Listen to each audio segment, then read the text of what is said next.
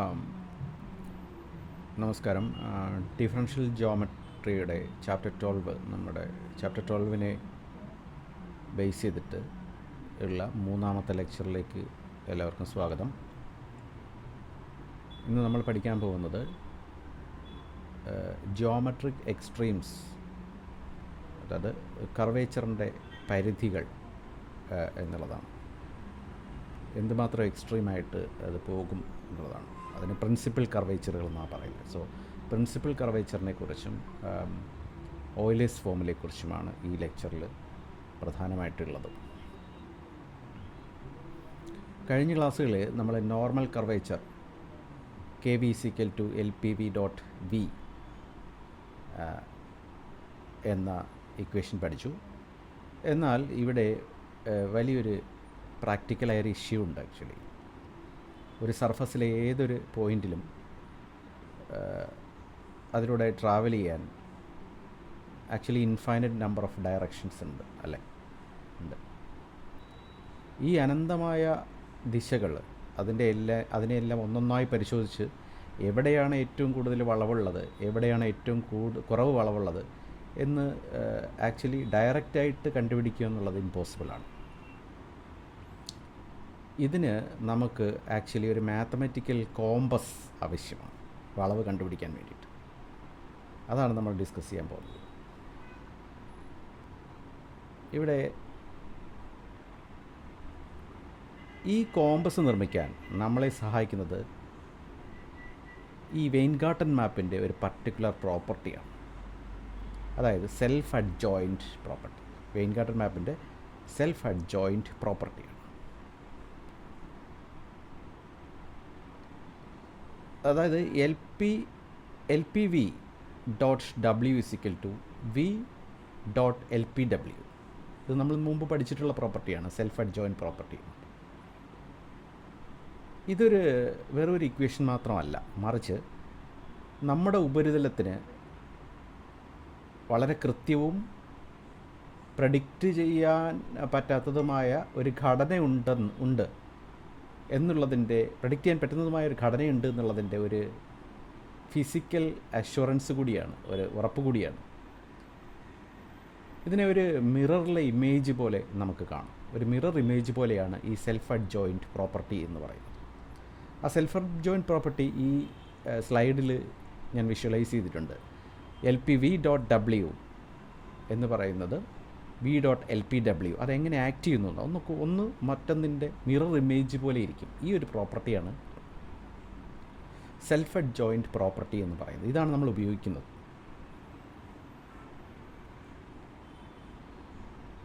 Linear ആൾജിബ്രയിൽ techniques ഉപയോഗിച്ചാണ് നമ്മൾ ഈ വളവിൻ്റെ അല്ലെങ്കിൽ കർവേച്ചറിൻ്റെ ലിമിറ്റ്സ് അല്ലെങ്കിൽ അതിൻ്റെ അതിരുകൾ കണ്ടെത്തുന്നത്. ഇവിടെ നമുക്കൊരു അടിസ്ഥാനപരമായിട്ട് വളരെ ബേസിക്കലായിട്ട് ഒരു ലെമ്മയുണ്ട്. ആ ലെമ്മ പറയുന്നത് ഇതാണ്: FV = LPV.V എന്ന ഫംഗ്ഷൻ ഏതെങ്കിലും ഒരു ഡയറക്ഷൻ V0 എന്ന് കൂട്ടിക്കൊള്ളു. V0യിൽ പരമാവധിയോ, ദാറ്റ് ഈസ് മാക്സിമമോ അല്ലെങ്കിൽ മിനിമമിലോ എത്തിയാൽ, മാക്സിമത്തിലോ മിനിമത്തിലോ എത്തിയാൽ ആ V0 ഉറപ്പായും വെയിൻഗാർട്ടൻ മാപ്പിൻ്റെ എയ്ഗൻ വെക്ടർ ആയിരിക്കും. അതായത് മാക്സിമത്തിൽ നിൽക്കുന്ന V0 എന്ന് പറയുന്നത് ഈ വെയിൻഗാർട്ടൻ മാപ്പിൻ്റെ എയ്ഗൻ വെക്ടർ ആയിരിക്കും എന്നുള്ളതാണ്.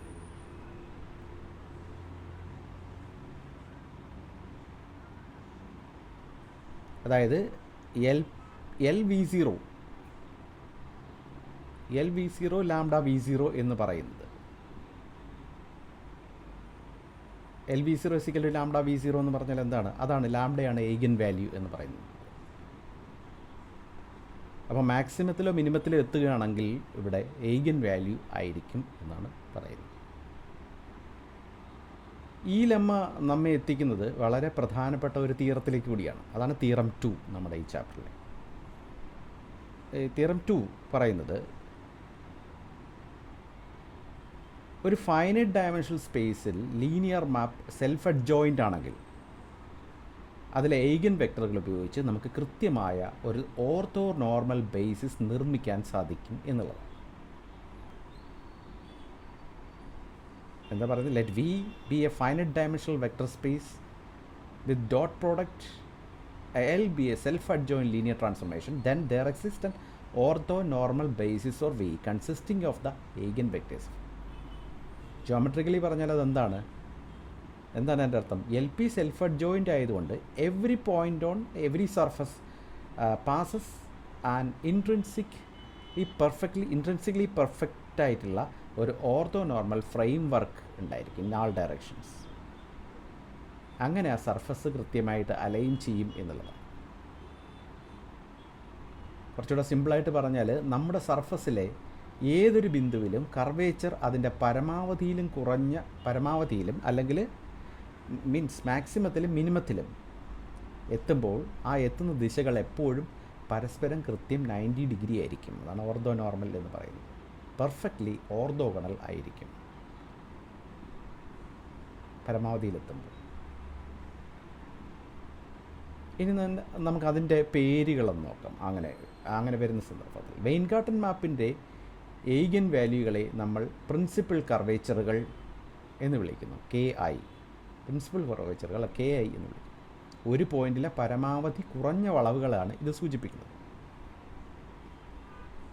ഇതിന് കാരണമാകുന്ന കൃത്യമായും പെർപെൻഡിക്കുലറായിട്ടുള്ള പാത്തുകളെ അല്ലെങ്കിൽ പാത്തുകളെ എന്ന് പറയുന്നത് എന്താ, എയ്ഗൻ വെക്ടറുകളെ പ്രിൻസിപ്പൽ കർവേച്ചർ ഡയറക്ഷനുകൾ അല്ലെങ്കിൽ പ്രിൻസിപ്പൽ കർവേച്ചർ ദിശകൾ ഡയറക്ഷനുകൾ എന്ന് വിളിക്കും. അതിനെയാണ് VI എന്ന് പറയുന്നത്. ഈ രണ്ട് മെഷേഴ്സും ഈ രണ്ട് അളവുകളും തമ്മിലുള്ള വ്യത്യാസം നോക്കാം. നോർമൽ കർവേച്ചർ എന്നത് നാം തിരഞ്ഞെടുക്കുന്ന ദിശയ്ക്ക് അനുസരിച്ച് മാറുന്ന അനന്ത സാധ്യതകളുള്ള ഒരു കണ്ടിന്യൂസ് സ്പെക്ട്രമാണ്. എന്നാൽ പ്രിൻസിപ്പൽ കർവേച്ചർ അങ്ങനെയല്ല. അത് നിശ്ചിതമായ അല്ലെങ്കിൽ കൗണ്ടബിൾ ആയിട്ടുള്ള ബൗണ്ടറീസാണ്. അതായത് ആ സർഫസിനെ you cannot change. Absolute boundaries of റിയാലിറ്റിയാണ്, അബ്സല്യൂട്ട് ബൗണ്ടറീസാണ്. ഇതൊന്ന് വ്യക്തമായിട്ട് മനസ്സിലാക്കാൻ നമ്മുടെ നേരത്തെ നമ്മൾ എടുത്ത എക്സാമ്പിൾ ഉണ്ടല്ലോ, ഒരു ഷീറ്റഡ് ഹൈപ്പർബോളോയിഡ് എന്ന് പറയുന്ന ഒന്ന് എക്സാമ്പിളായിട്ട് എടുക്കാം. എൻ്റെ എക്സാമ്പിൾ -x1² + x2² + x3² = 1. ഇത് R3യിലാണ് എടുത്തിരിക്കുന്നത്. ഇതിലെ ഏറ്റവും മിഡിൽ പോയിൻ്റ്, നടുവിൽ ഉള്ള പോയിൻ്റ് P = 0, 0, 1 എന്ന അതെവിടെയാണ്, സാഡിൽ പോയിൻ്റ് ആണല്ലോ. ആ മിഡ് പോയിൻറ്റിലാണ്, അല്ലെങ്കിൽ ഈ ഹൈപ്പർബോളോയിഡിൻ്റെ നടുക്കാണ് സാഡിൽ പോയിൻ്റ് എന്ന് പറയുന്നത്. സാഡിൽ പോയിൻറ്റിലെ കർവേച്ചറിൻ്റെ എക്സ്ട്രീംസ് നമുക്ക് ഒന്ന് പരിശോധിച്ച് നോക്കാം. ഇവിടുത്തെ unit tangent vector V = V1, V2, 0 ആണ്. നമ്മുടെ എൻജിൻ, അതായത് നമ്മുടെ വെയിൻഗാർട്ടൻ മാപ്പ് LPV എന്ന് പറയുന്നത് V1 - V2 0 എന്ന് കിട്ടുന്നു. ഇതുപയോഗിച്ച് നോർമൽ കർവേച്ചർ KV കണക്കാക്കുമ്പോൾ അത് V1² - V2² എന്ന ഇക്വേഷനിലെത്തുന്നു. ഇത് നമ്മൾ ഓൾറെഡി ചെയ്തതാണ്. ഈ ഇക്വേഷൻ ഉപയോഗിച്ച് പരമാവധി കർവേച്ചർ അല്ലെങ്കിൽ പരമാവധി വളവ് എവിടെയാണെന്ന് നമുക്കൊന്ന് ചെക്ക് ചെയ്ത് നോക്കാം. E1 = 1, 0, 0 എന്ന ഹൊറിസോണ്ടൽ പാത്ത് കർവേച്ചർ ഒന്ന് നോക്കൂ അവിടെയാണ് ഈ പറഞ്ഞ K2P = 1 എന്ന് വരുന്നത്. That is surface bends maximally towards the normal. അതായത് സർഫസ് പരമാവധി നോർമലിലേക്ക് വളയുന്നത് അവിടെയാണ്.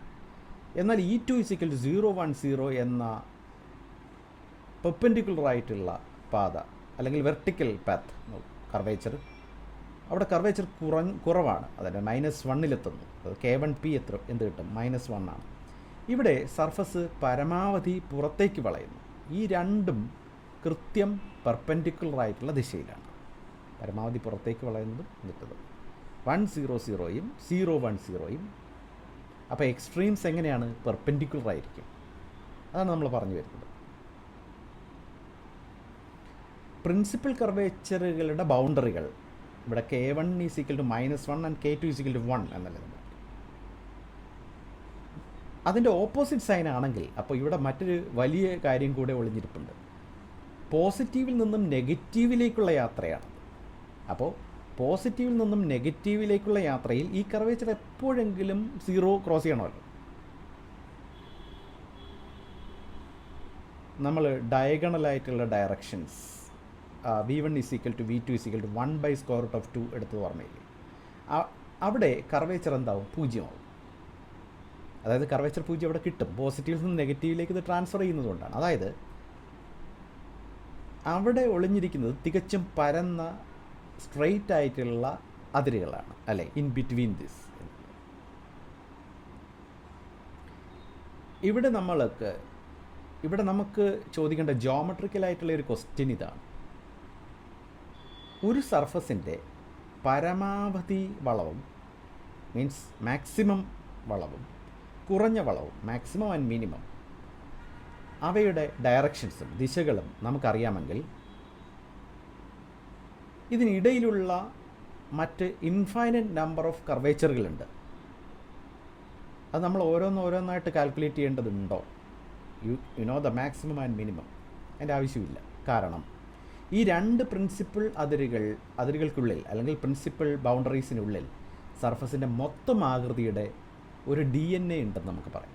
മൊത്തം ആകൃതിയുടെ ഒരു സ്വഭാവം, ഒരു DNA ഈ മാക്സിമത്തിനും മിനിമത്തിനും ഇടയിലുണ്ട്.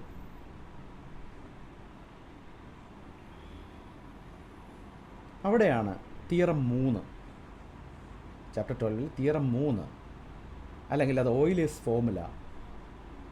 ഇത് ഒരു സൂപ്പർ ഹീറോയെ പോലെയാണ്. അത്രയ്ക്ക് നല്ലൊരു റിസൾട്ടാണ് നമുക്ക് ഓയിലേഴ്സ് ഫോർമുല കടന്നു വരുന്നത്. ഇതാണ് ആ ഫോർമുല പറയുന്നത്. V എന്ന ദിശയിലേക്കുള്ള normal curvature KV = summation I from 1 to n KIP cos square theta I എന്നാണ്. ഇവിടെ KI പ്രിൻസിപ്പൽ കർവേച്ചറുകളാണ്, അല്ലേ? പ്രിൻസിപ്പൽ കർവേച്ചറുകളാണ് KI. തീറ്റ I എന്താണ്? തീറ്റ I നമ്മൾ പോകുന്ന ദിശയും പ്രിൻസിപ്പൽ ദിശയും പ്രിൻസിപ്പൽ ഡയറക്ഷനും തമ്മിലുള്ള ആംഗിളാണ്. KI principal കർവേച്ചറാണ്. തീറ്റ എന്ന് പറയുന്നത് നമ്മളുടെ ഡയറക്ഷനും പ്രിൻസിപ്പൽ ആക്സിസും തമ്മിലുള്ള മീൻസ് ആംഗിളാണ്.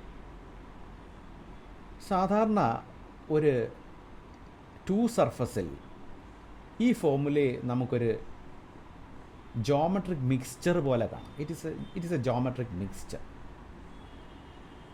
അത് KV = K1 cos square theta + K2 sin square theta. അതായത് ഏത് ദിശയിലെ വളവും പരമാവധി വളവിൻ്റെയും കുറഞ്ഞ വളവിൻ്റെയും ഒരു ലീനിയർ കോമ്പിനേഷനാണ്, അല്ലെങ്കിൽ ഒരു മിക്സ്ചറാണ്. എന്താണ് പറഞ്ഞത്? ഏത് വളവും മാക്സിമം വളവിൻ്റെയും മിനിമം വളവിൻ്റെയും ലീനിയർ കോമ്പിനേഷൻസാണ്. ഇതാണ് അതിൻ്റെ ഏറ്റവും ഇമ്പോർട്ടൻ്റ് ആയിട്ടുള്ള കണ്ടെത്തൽ. നിങ്ങൾ പോകുന്ന ദിശയുടെ ആംഗിൾ ആണ് ഏത് വളവ് എത്ര ശതമാനം മിക്സ് ചെയ്യണം എന്ന് തീരുമാനിക്കുന്നത്. നമ്മൾ ഏത് ആംഗിളിലാണോ പോകുന്നത് ആ ആംഗിളാണ് എന്ത് ഡിസൈഡ് ചെയ്യുന്നത്? മാക്സിമത്തിൻ്റെയും മിനിമത്തിൻ്റെയും ഏത് മിക്സ്ചറിലാണ് വളവ് എന്നുള്ളത് മിക്സ് ചെയ്യുന്നത്. നോക്കൂ എത്ര ഇതായിട്ടാണ് നമ്മുടെ ലീനിയർ ആൾജിബ്രയും ജിയോമെട്രിയും തമ്മിൽ ഇവിടെ മിക്സ് ചെയ്തിരിക്കുന്നത്. So any curvature is a linear combination of maximum curvature and a minimum curvature, and that is designed by the direction of the angle from the principal axis. നമ്മൾ ഇന്ന് പഠിച്ച കാര്യങ്ങളെ അതിൻ്റെ ഒരു എന്താ പറയുക, ഒരു ആർക്കിടെക്ചർ എക്സ്ട്രീംസ് അല്ലെങ്കിൽ അതിൻ്റെ ഒരു ബ്ലൂ പ്രിൻറ്റ്, ഒരു കംപ്ലീറ്റ് ബ്ലൂ പ്രിൻറ്റ് ആണ് ഇവിടെ ഈ സ്ലൈഡിൽ പറഞ്ഞിരിക്കുന്നത്. ഒന്ന്, സെൽഫ് അഡ്ജോയിൻറ്റ്നെസ് എന്ന് പറഞ്ഞോളൂ, അല്ലെങ്കിൽ എന്ന എൻജിൻ. 2, ഐഗൻ വെക്ടേഴ്സുകൾ കാട്ടിത്തരുന്ന കോമ്പസ്. 3, ഇവയെ യോജിപ്പിച്ച് ഏത് വളവും കണ്ടുപിടിക്കാൻ സഹായിക്കുന്ന ഓയിലറുടെ സിന്തസിസ് അല്ലെങ്കിൽ ഓയിലറുടെ ഫോർമുല, മീൻസ് ആ മിക്സ്ചറിൻ്റെ ഫോർമുല. ഇവിടെ എന്താണ് ഇപ്പോൾ സംഭവിച്ചത്? ഒരു ഉപരിതലത്തിൻ്റെ, ഒരു സർഫസിൻ്റെ ഇൻഫൈനറ്റ് കോംപ്ലക്സിറ്റിയെ കേവലം 2 പ്രിൻസിപ്പൽ സംഖ്യകളിലേക്ക് നാം ചുരുക്കി, 2 സംഖ്യകളിലേക്ക് ചുരുക്കി.